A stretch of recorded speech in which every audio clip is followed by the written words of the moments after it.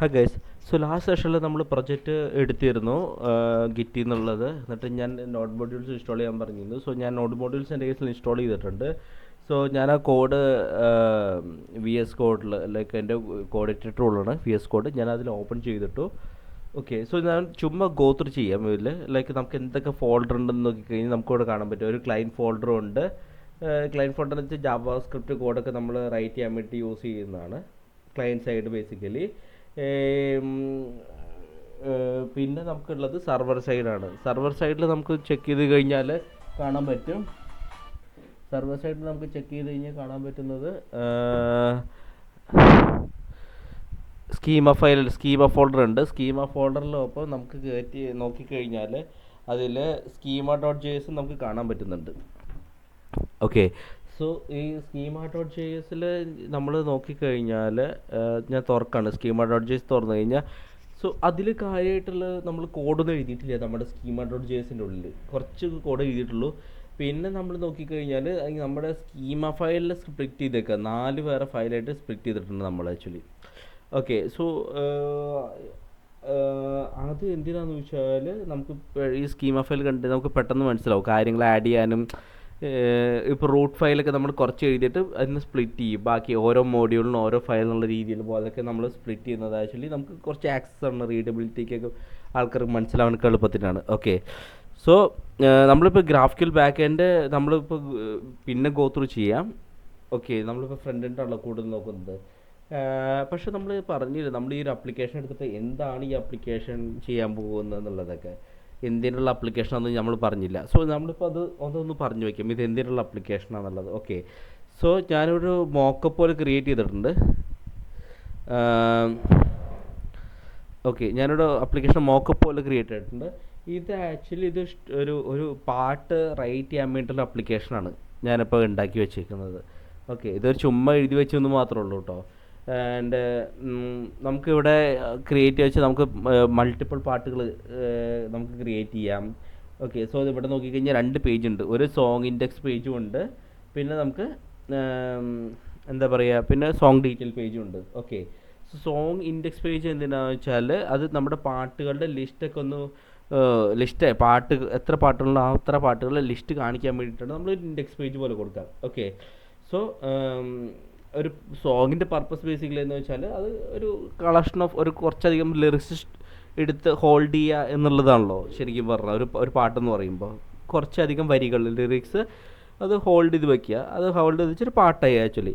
So നമ്മൾ right handers നോക്കിക്കഴിഞ്ഞാൽ song detail പേജാണ്. അതെങ്ങനെ വെച്ചാൽ ഞാനിപ്പോൾ ഇവിടെ ഇഷ്ടമുള്ള ഏതെങ്കിലും ഒരെണ്ണം ക്ലിക്ക് ചെയ്ത് കഴിഞ്ഞാൽ അതെന്ത് വരും, നമുക്കത് ഡീറ്റെയിൽ പേജിലേക്ക് പോകും. ഓക്കെ, എന്നിട്ട് ഡീറ്റെയിൽ പേജിൽ ആ എഴുതിയ വരികളൊക്കെ നമുക്ക് കാണാൻ പറ്റും. ഓക്കെ, സ്ക്രീനിൽ കാണാൻ പറ്റും. എന്നിട്ട് അപ്പോൾ ഇതാണ് ആക്ച്വലി ഒരു ആപ്ലിക്കേഷൻ നമ്മൾ കൊടുക്കുന്നത്. ഇതിൻ്റെ ഐഡിയ എന്ന് പറഞ്ഞാൽ ഒരു പാട്ട് എഴുതാൻ വേണ്ടി ഒരു ആപ്ലിക്കേഷൻ എന്നുള്ള രീതിയിലാണ് നമ്മൾ കൊടുക്കുന്നത്. ഓക്കെ, സോ ഇവിടെ വേണമെങ്കിൽ നമുക്ക് യൂസറിന് ഇപ്പോൾ ഓൾറെഡി ഞാൻ ഏതെങ്കിലും ഒരു പാട്ട് ക്ലിക്ക് ചെയ്തു, ആ പാട്ട് ക്ലിക്ക് ചെയ്ത് കഴിഞ്ഞാൽ അതിൻ്റെ ഡീറ്റെയിൽ പേജിൽ പോയി എനിക്ക് അതിൽ കുറച്ചധികം ലിറിക്സ് കൂടി ആഡ് ചെയ്യുന്നുണ്ടെങ്കിൽ നമുക്ക് ഈ ടെക്സ്റ്റ് ഇൻപുട്ട് ഉണ്ട് ഇവിടെ, ആഡ് ലിറിക്സ് എന്ന് പറഞ്ഞിട്ട് അവിടെ എഴുതി കഴിഞ്ഞാൽ ഒരു എൻ്റർ കീ പ്രസ് ചെയ്ത് കഴിഞ്ഞാൽ ആ ലിറിക്സ് ആഡ് ആവും ആക്ച്വലി സ്ക്രീനിൽ നമുക്ക് കാണാൻ പറ്റും. ഓക്കെ, പിന്നെ ലിറിക്സ് സബ്മിറ്റ് ചെയ്ത് കഴിഞ്ഞാൽ വേറെ യൂസറിന് വേണമെങ്കിൽ ലൈക്ക് ചെയ്യാം. ആ പെർട്ടിക്കുലർ ലൈൻ എഴുതിയ വരി, പാട്ടിൻ്റെ എഴുതിയ വരി ഇഷ്ടമായെങ്കിൽ വേണമെങ്കിൽ ലൈക്ക് ചെയ്യാൻ വേണ്ടിയിട്ട് നമ്മളൊരു ഓപ്ഷൻ കൊടുക്കുന്നുണ്ട്. ഓക്കെ, സോ ഈ ഒരു ആപ്ലിക്കേഷനാണ് നമ്മൾ ബിൽഡ് ചെയ്യാൻ പോകുന്നത് ആക്ച്വലി. എന്ന് വെച്ചാൽ ഒരു സോങ് ഉണ്ടാവും, റൈറ്റ് ചെയ്യാൻ പറ്റും, വരികളൊക്കെ റൈറ്റ് ചെയ്യാൻ പറ്റും. ചുമ്മാ ഒരു ആപ്ലിക്കേഷൻ ഞാൻ കൊടുത്തെന്ന് മാത്രമേ ഉള്ളൂ, ഇങ്ങനെ റൈറ്റ് ചെയ്യാനൊക്കെ പറ്റുമെന്ന് പറഞ്ഞിട്ട്. പക്ഷേ ഇതിൽ 2-3 ഫീച്ചേഴ്സും കൂടി വരും. ലൈക്ക് ഒരു ബാക്ക് ബട്ടൺ, ഡീറ്റെയിൽ പേജിൽ നിന്ന് പിന്നിലേക്ക് വേണമെങ്കിൽ ഒരു ബാക്ക് ബട്ടൺ നമുക്ക് വേണമെങ്കിൽ കൊടുക്കാം. പിന്നെ ഇൻഡെക്സ് പേജിൽ പുതിയ സോങ് ആണ്, ഇപ്പോൾ എക്സിസ്റ്റിംഗ് സോങ് ആണ് കാണിക്കുന്നതല്ലോ, പുതിയ സോങ്ങിന് വേണ്ടി ഒരു ബട്ടൺ വേണം, ആഡ് ന്യൂ സോങ് എന്ന് പറഞ്ഞിട്ട്. അതൊക്കെ നമ്മൾ ലേറ്റർ ഓൺ കൊടുക്കുന്നതാണ്. ഓക്കെ, സോ ഇതാണ് ഈ ആപ്ലിക്കേഷനാണ്, ഇതിൻ്റെ മോക്കപ്പാണ് ഇതാണ് നമ്മൾ ബിൽഡ് ചെയ്യാൻ പോകുന്നത്. പക്ഷേ ഇതിൻ്റെ ഒരു ആർക്കിടെക്ചർ ഡയഗ്രാമാണ് ഞാൻ അടുത്ത സെക്ഷനിൽ കാണിക്കാൻ പോകുന്നത്. ഇതേ ഡയഗ്രാം നിങ്ങൾ കുറേ പ്രാവശ്യം കണ്ടിട്ടുണ്ടാവും, പക്ഷേ എന്താ പറയുക വെവ്വേറെ ഡാറ്റ വെച്ചിട്ടാണ് നമ്മൾ കാണിക്കുന്നത് ഉത്തരം. സോ ഇതൊരു ആർക്കിടെക്ചർ ഡയഗ്രാമാണ് നമ്മൾ വർക്ക് ചെയ്യിക്കാൻ പോകുന്നത് ആക്ച്വലി. സോ ഇതിലൊരു ഐഡിയ കിട്ടുമെന്ന് വെച്ചാൽ നമ്മുടെ ബാക്ക് എൻഡ് ഒക്കെ എങ്ങനെ വർക്ക് ആവും എന്നുള്ളൊരു ഐഡിയ കിട്ടും. ഓക്കെ, നമുക്ക് ഇപ്പോൾ എക്സ്പ്രസ്സും ഗ്രാഫ്ക്യൂലൊക്കെ ഓൾറെഡി ഉണ്ട്. ഓക്കെ, സോ ഗ്രാഫ്ക്യൂൽ മോഡ്യൂൾ എന്ന് വെച്ചാൽ ഡാറ്റ നമുക്ക് ബ്രൗസറിലേക്ക് തരാനും അവിടുന്ന് ഇതിലേക്ക് ബാക്കിലേക്ക് പാസ് ചെയ്യാൻ വേണ്ടിയിട്ട് നമ്മൾ ഗ്രാഫ്ക്യൂൽ മോഡ്യൂൾ നമ്മൾ യൂസ് ചെയ്യുന്നുണ്ട്. ഓക്കെ, സോ വെബ് പാക്കും അതിൻ്റെ ഒപ്പം പാരലി റണ്ണിങ് ഉണ്ട്. വെബ് പാക്ക് ബേസിക്കലി എന്ന് വെച്ചാൽ നമ്മൾ എഴുതുന്ന ക്ലയൻറ്റ് സൈഡിൽ റിയാക്ട് കോഡ് ഉണ്ടല്ലോ, അത് ബ്രൗസറിലേക്ക് ഷിഫ്റ്റ് ചെയ്യാൻ വേണ്ടിയിട്ടാണ് നമ്മൾ ആക്ച്വലി വെബ് പാക്കൊക്കെ യൂസ് ചെയ്യുന്നത്. പിന്നെ ഈ ലാസ്റ്റ് പോർഷനാണ് ഇതിൽ ഡാറ്റാബേസ് വരുന്നത്. ഓക്കെ, സോ ഇവിടെ നമ്മൾ യൂസ് ചെയ്യുന്നത് ആക്ച്വൽ ഡാറ്റാബേസായ MongoDB ആയിരിക്കും ഇവിടെ യൂസ് ചെയ്യേണ്ടവ. ഇത്രയും നമ്മൾ വർക്ക് ചെയ്ത സെക്ഷനിൽ നമ്മൾ ഡാറ്റാബേസിന് പോയി ഒരു db.json കൊടുത്ത് ഒരു മോക്കപ്പ്, ഒരു ഫേക്ക് ആയിട്ടാണ് നമ്മൾ വർക്ക് ചെയ്തിരുന്നത് JSON സെർവറിൽ. ഓക്കെ, സോ അതിന് പകരം നമ്മളിപ്പം ആക്ച്വൽ MongoDB ആയിരിക്കും യൂസ് ചെയ്യാൻ പ്ലാൻ ചെയ്യുന്നത് നമ്മൾ. പിന്നെ നമ്മൾ MongoDB നമ്മുടെ ലോക്കൽ മെഷീനിൽ ഹോസ്റ്റ് ചെയ്യാൻ പ്ലാൻ ഇല്ല.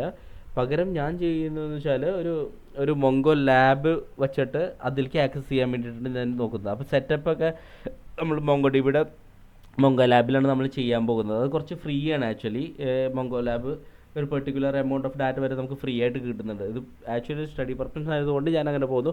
നിങ്ങൾക്ക് വേണമെങ്കിൽ ലോക്കലിൽ സെറ്റപ്പ് ചെയ്യാം. ഓക്കെ, സോ നമ്മൾ പറഞ്ഞു മൊങ്കോ ലാബിലാണ് നമ്മൾ സെറ്റപ്പ് ചെയ്യാൻ പോകുന്നുള്ളത്. ഇനി നമ്മൾ ഇൻസ്റ്റാൾ ചെയ്ത കോഡ് ഉണ്ടല്ലോ ഗിറ്റ് എന്നുള്ളത്, അത് ഞാൻ ജസ്റ്റ് ഗോ ത്രൂ ഓപ്പൺ ചെയ്തിട്ട് നമുക്ക് ഇതിൽ server.js ഓപ്പൺ ചെയ്ത് കഴിഞ്ഞാൽ കാണാൻ പറ്റും.